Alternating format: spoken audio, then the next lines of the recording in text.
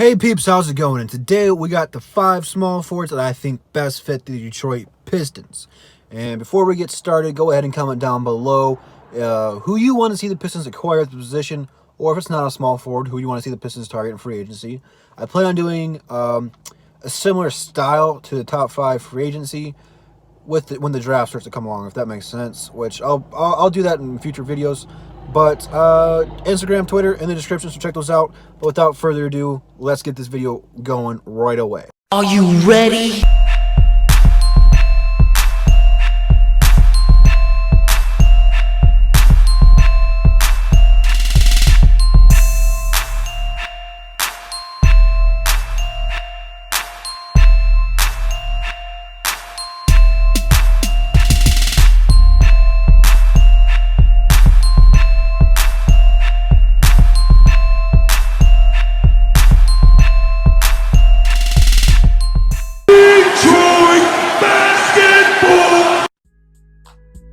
Alright, we're starting strong here with one of my favorite players on the list, and probably my most sought-out target, again, on the list. And that is none other than Bogdan, God, I butchered that, Bogdanovic. And if we get him, I promise you, I will learn his name the correct way. But until then, let's talk about him anyway. He is probably, without a shadow of doubt, the sole reason Indiana maintained their steady play, losing their best player. Because after Oladipo went down, he became their best offensive weapon. Now, he's been a solid offensive player ever since he's came in the league, but it seems like every season he's getting better, or I shouldn't say like he's putting up better numbers, but he's getting more efficient. Now, he is one of those guys who can score from anywhere across half court. Now, he doesn't necessarily have deep three-point range like Curry or Paul George or Harden, but he is very effective at the three-point line.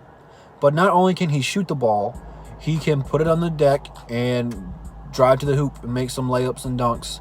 And he's very good at drawing contact and drawing fouls. Underrated passing game. But as a position that the Detroit Pistons need to fill, a small forward, he takes pressure off of Blake, because not only can Blake be effective running the offense through, you can kind of run it through him. Now, he might be a little bit of guy you might take out a little bit early and play with the second unit and really have him be your first scorer there. But this guy was just incredible last season. If Victor Oladipo is healthy, he would be a very good pairing with him next season. We just got a small glimpse of that last season. That could be a really good duo. But, balling out this season, a lot of teams are going to want him. And I think a team like the Detroit Pistons have a really strong need for a guy like him. And I think, personally, he would be probably one of the best fits to be a starting small forward for this team.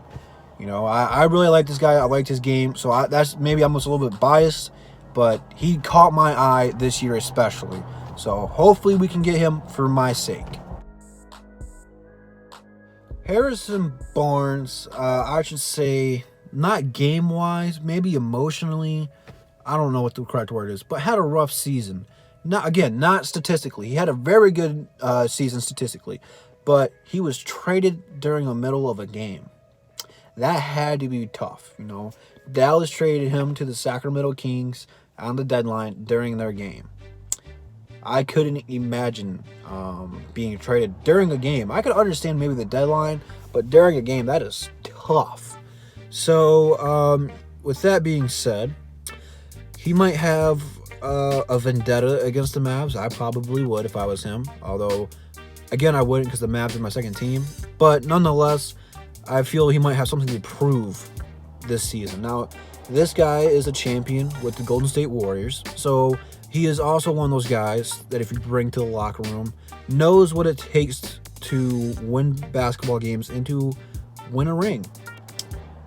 Again, that cannot be stated enough with most of these guys over the previous list and the more list to come, of having a true player be effective on a team that's won something. We just haven't done that in the last couple of seasons.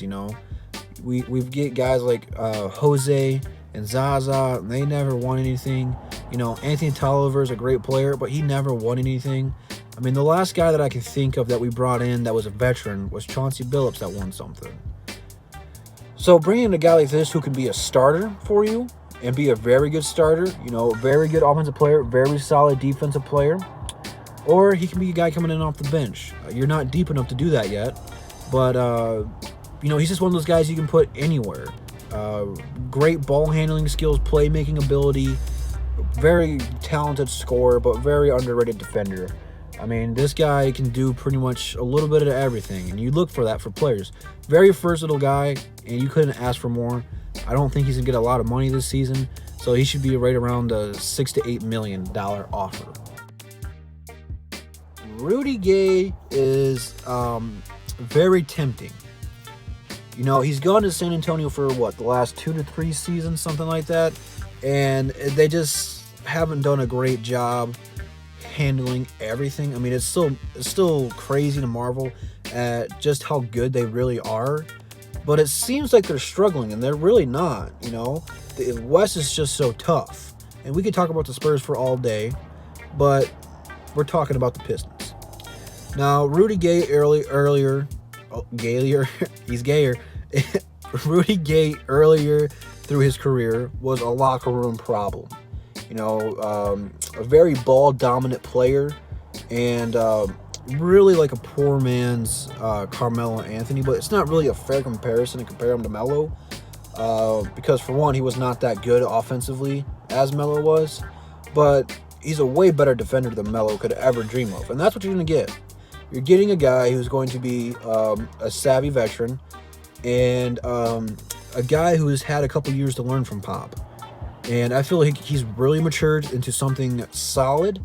And, maybe you get a 20-point season out of him. That's kind of like the ceiling for him if he's starting. But who knows? But, again, that's just a need we need. Obviously, that sounded stupid. I can't believe I said that. Don't judge me on that one. But, he's what we're looking for in the small forward, a 3-and-D guy. And he's not just going to hoist up threes. He takes smart shots. He's become a really smart player. But he's also a guy who can drive to the basket, draw fouls, and takes a lot of pressure off of Blake and Dre because he can be a point forward. I've seen it done. He can also play power forward. So that could open up a lot more, where if Thon and Blake get into foul trouble, you can bring in a Thon and Rudy Gay front court. So it adds a lot of depth to your roster, and a very solid player looking to run off into the sunset and make something happen. So who knows, man? If we get to the playoffs, this guy could be very big for just the younger guys on this roster. Now, I was just trying to find people to fill the list at this point, and Trevor Ariza somehow ended up on my radar. I'm going to be honest with you guys. I'm not too keen on getting Trevor Ariza here, and here's the reason why. He wants a lot of money to score 15 points. And he's going to want somewhere between the 10 and 15 million. I just don't think he's worth it at this stage in his game. He fit well with Houston, with Chris Paul and James Harden. Just shooting three. He got a bunch of open looks. I mean, it's kind of what PJ Tucker's getting right now, and he's not even as good a shooter as Trevor Ariza was. Now, Trevor would open up our offense because you can't just leave him unguarded. But at this stage in his career, he tries to be a scrappy defender, but he's not as good as he was. And, you don't really ever lose your jump shot. So, I mean, that's still there for him. But right now, I just don't want to pay that much for as little as we're going to get from him. He doesn't really necessarily fit with our offense.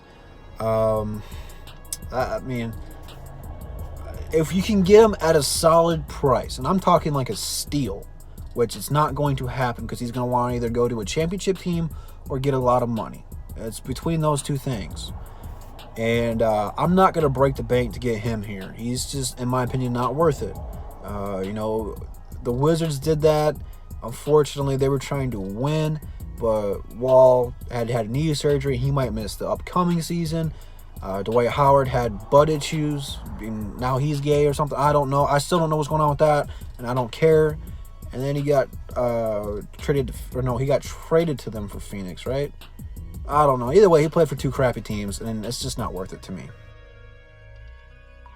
And then lastly, but not least, Kelly Oubre. Kelly Oubre has got a lot of potential, I should say. You know, he's only been in the league for a few seasons. He's had some playoff experience with the Wizards. Who knows what this guy's potential, or I should say ceiling, could be. If you can get him at a reasonable bargain and really get him into Dwayne Casey. Dwayne Casey's the guy who can help grow young players. This could be one of the most underrated moves the Pistons have done in a long time. If it happens, because this guy, he's still got room to learn and grow. And I was surprised that the Wizards gave up on him so quickly, so very quickly. Now, Phoenix, on the other hand, they might want to re-sign him, only for the sheer fact they have a real high chance of getting the first overall pick in the draft.